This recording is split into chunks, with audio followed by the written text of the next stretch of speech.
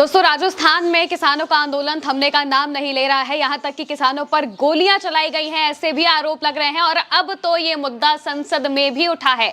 इसके साथ में आने वाले वक्त में एक बहुत बड़ी महापंचायत होने वाली है। क्या क्या हो रहा है, सारी बातें हम आपको बताएंगे कि आखिर कल से लेकर आज तक क्या क्या हुआ है और इसके साथ ही किस तरह से इस खबर को सब जगहों से गायब कर दिया गया है, ये भी बताएंगे। सबसे पहले आप इन तस्वीरों को देखिए। एक दिन पहले ही हमने आपको तस्वीरें दिखाई थी कि किस तरीके से राजस्थान के हनुमानगढ़ में प्रदर्शन हुए हैं और भयंकर तरीके से प्रदर्शन हुए हैं। ट्रैक्टर लेकर जो किसान हैं वो फैक्ट्री की दीवारों को गिरा देते हैं, आगजनी होती है, तोड़फोड़ होती है और बड़ी संख्या में लोग रैलियां भी निकालते हैं, झंडे लेकर लगातार वो रैलियां निकालते हैं। पुलिस से भी झड़प होती है और इसी झड़प में बताया जा रहा है कि किसानों पर गोलियां चलाई गई हैं। ये आरोप किसानों की तरफ से लगाए गए हैं। साथ ही साथ जब झड़प हो रही थी, पत्थरबाजी भी होती है, पुलिस और जो किसान हैं वो आपस में भिड़ जाते हैं। इस बीच ये भी कहा जा रहा है कि बहुत बड़ी संख्या में लोगों को गिरफ्तार किया गया है और इसके अलावा यहां पर कांग्रेस के कार्यकर्ता और किसान नेताओं को गिरफ्तार किया गया है, जिन्होंने बयान भी दिया है, बताया है कि आखिर किस तरीके से उनके ऊपर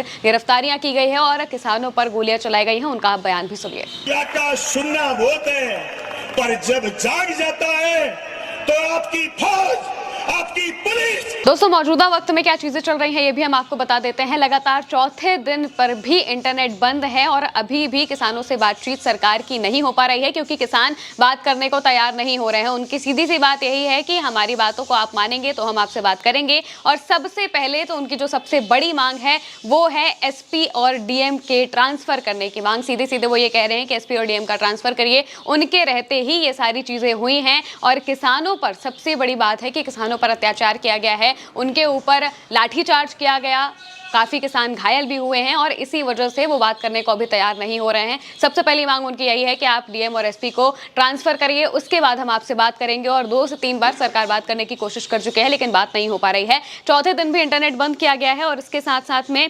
करीब जो महिलाएं हैं वो गुरुद्वारे में शरण ले रही हैं। दोस्तों, किसानों ने इसको लेकर बयान दिया है और कहा है कि जब तक हनुमानगढ़ के कलेक्टर एसपी का तबादला नहीं हो जाता तब तक प्रशासन से वार्ता नहीं करेंगे। उपद्रव मामले में 107 लोगों के खिलाफ पुलिस ने जो मामले हैं वो दर्ज किए हैं। इसके साथ में 40 लोग हिरासत में लिया जा चुके हैं और एक दिन पहले ही 70 से ज्यादा लोगों को गिरफ्तार किया गया था, बाद में उन्हें छोड़ दिया गया और फिर अभी 40 से ज्यादा लोगों को गिरफ्तार कर लिया गया है और इसके साथ में 107 लोगों के खिलाफ जो मामला है वो दर्ज किया गया है। किसान जो प्रदर्शन कर रहे हैं, प्रदर्शन की अगर आप वजह नहीं जानते हैं तो हम आपको वजह बता देते हैं। दरअसल यहाँ पर एक एथेनॉल की फैक्ट्री लग रही है और एथेनॉल की फैक्ट्री के खिलाफ ही ये प्रदर्शन हो रहा है और ये प्रदर्शन आज से नहीं हो रहा है। करीब 1.5 साल से किसान लगातार इसको लेकर प्रदर्शन कर रहे हैं। इससे पहले जो प्रदर्शन हुए वो शांतिपूर्ण तरीके से चलते चले आ रहे थे। जब से फैक्ट्री लगने की बात कही गई, जब से इसके बारे में चर्चाएं होने लगी और जब अप्रूवल मिला, उस तब से ही जो किसान हैं वो लगातार प्रदर्शन कर रहे थे। वो नहीं चाहते हैं कि यहाँ पर फैक्ट्री लगे और इसके लिए उनकी अलग अलग वजहें ही भी हैं और जो कि सबसे बड़ी वजह ये भी है कि एथेनॉल बनाने में पानी की खपत बहुत ज़्यादा होती है और जिस इलाके में ये फैक्ट्री लगाई जा रही है वहाँ पर वाटर लेवल बहुत अच्छा नहीं है और जो किसान हैं वहाँ पर, जो आसपास रहते हैं, उस गांव में रहते हैं, उनका जीवन यापन वहाँ की नहरों और जो छोटे मोटे जलाशय हैं उन्हीं के जरिए होता है। लेकिन अगर फैक्ट्री लग जाएगी, और ये एशिया की सबसे बड़ी एथेनॉल फैक्ट्री बताई जा रही है कि यहाँ पर लगने के लिए जो बन रही है वो एशिया की सबसे बड़ी एथेनॉल फैक्ट्री होगी, यानी कि यहाँ पर पानी की खपत बहुत ज़्यादा हो जाएगी और इसके साथ साथ में पर्यावरण को बहुत ज़्यादा नुकसान होगा। इसी वजह से किसान नहीं चाहते हैं कि यहाँ पर फैक्ट्री लगे और लगातार वो इसको लेकर 1.5 साल से प्रदर्शन कर रहे हैं, लेकिन सरकार उनकी बातों को नहीं सुन रही है। पुलिस प्रोटेक्शन में जो फैक्ट्री की दीवारें हैं वो खड़ी हो गई थी। इसी वजह से किसानों का जो प्रदर्शन है वो और बड़े लेवल पर होता है। महापंचायत होती है, एसडीएम के कार्यालय के बाहर महापंचायत वो करते हैं और इसके बाद वो सीधे फैक्ट्री के पास जाते हैं, ट्रैक्टर लेकर पहुंचते हैं और फैक्ट्री की दीवारों को गिरा देते हैं और इसके साथ साथ में आगजनी और बाकी की जो तोड़फोड़ है ये भी होती है। और इसके बाद फिर लगातार ये जो मामला है, ये जो पूरा इलाका है वो तनाव भरा हो जाता है। कई लोग वहां पर अपने घर भी छोड़कर मौजूदा वक्त में वहां से चले गए हैं, क्योंकि ये जो तनाव है ये लगातार बढ़ता जा रहा था, हिंसा भड़कती जा रही थी और इसी वजह से अब जो पुलिस प्रोटेक्शन है, उस पुलिस जो है वो बहुत ज़्यादा बड़े लेवल पर वहाँ पर डिप्लॉय की गई है। 700 से ज़्यादा पुलिस कर्मियों को डिप्लॉय किया गया है और इंटरनेट बंद कर दिया गया है ताकि किसी तरीके की अफवाहें ना उड़ पाएँ। और बीते दिनों 70 से ज़्यादा लोगों को गिरफ्तार किया गया था। कई लोग गुरुद्वारे में शरण ले रहे हैं और कई लोग घायल बताए जा रहे हैं, जिनका इलाज वहीं आसपास छोटी मोटी जगहों पर किया जा रहा है और इसके अलावा कई लोग हॉस्पिटल में भी एडमिट बताए जा रहे हैं। अब अगर हम इस कंपनी की बात कर ले, इस फैक्ट्री की अगर हम बात करें तो फैक्ट्री 40 मेगावाट का अनाज आधारित एथेनॉल प्लांट लगा रही है और इसी वजह से इसके खिलाफ जो प्रदर्शन है वो लगातार हो रहे हैं। ये प्रदर्शन आज से नहीं बल्कि काफ़ी वक्त से हो रहे हैं और सरकार इन प्रदर्शनों को, इनकी बातों को नहीं सुन रही है। इसी वजह से ये प्रदर्शन धीरे धीरे बड़े हो जाते हैं और अब तो ये मुद्दा संसद में भी उठा है। संसद में नागौर से जो सांसद है हनुमान बेनीवाल, उन्होंने इस मुद्दे को उठाया है। क्या कहा है, आप सबसे पहले उनका ये बयान सुनिए। के बारे में जहां एथनॉल प्रोजेक्ट लगाया जा रहा है, यहाँ किसान लंबे समय से आंदोलित है, संघर्ष कर रहा है। किसान संगठन, हमारे वहाँ के विधायक अभिमन्यु पूनिया, जिन पर कल लाठीचार्ज हुआ 10 तारीख को। आदरणीय, मैं बताना चाहता हूँ, एशिया के सबसे बड़े इस ethanol project 40 megawatt power plant 555 ton प्रतिदिन DWGS डायर और 925 टन प्रतिदिन कार्बन डाइऑक्साइड उत्पादन वाली विशाल यूनिट से उत्पन्न हो रही गंभीर चिंता का विषय है। सर, ये राइस बेल्ट और देश का प्रमुख अनाज भंडार है। कृषि व्यवस्था में मुख्य भूजल पर आधारित है और इसे बर्बाद करने की तैयारी है। सर, इस परियोजना की वही बता रहा हूँ सर, इस प्रोजेक्ट को रोकने की आवश्यकता है। परियोजना की पर्यावरण रिपोर्ट में कई गंभीर विरोधाभास हैं। इसे B2 श्रेणी में रखकर जन सुनाई से छूट दी गई है, जबकि ये विद्यालयों, कृषि भूमि के निकट स्थित है। ये प्लांट प्रतिदिन 7 लाख लीटर भूजल का दोहन करेगा, प्रतिदिन 2400 क्विंटल राख देगा, 925 टन कार्बन डाइऑक्साइड, जिससे पूरा इलाका बर्बाद होगा।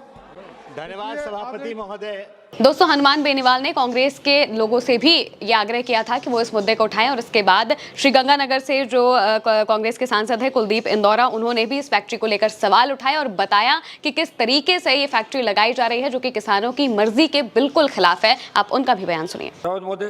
राजस्थान के टिब्बी में प्रस्तावित इथेनॉल फैक्ट्री के खिलाफ चल रहा आंदोलन बिल्कुल जायज है, क्योंकि जिस धरती ने अनाज दिया, पानी दिया, जीवन दिया, उसी धरती पर एक ऐसी फैक्ट्री थोपने की कोशिश की जा रही है जो पानी को जहर, हवा को धुआं और मिट्टी को केमिकल बना सकती है।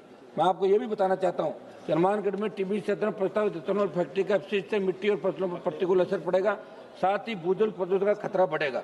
और इस क्षेत्र में पहले ही पानी की गंभीर समस्या, ऐसे में औद्योगिक प्रदूषण स्थिति और बिगड़ सकती है।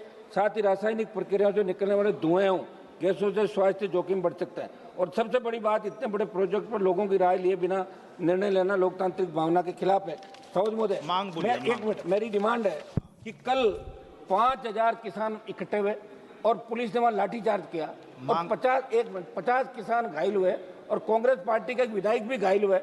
मैं कांग्रेस पार्टी से भी आग्रह करना चाहूंगा, क्योंकि मैं इंडिया अलायंस से आता हूं, इसलिए मेरी ड्यूटी है कि राजस्थान में जहां भी किसान पे अत्याचारों में पहले बोलूंगा और कांग्रेस पार्टी भी इस मामले को सदन के अंदर उठाए। कितना बड़ा मामला सभापति महोदय कि कलेक्टर एसपी को एपीओ करना चाहिए।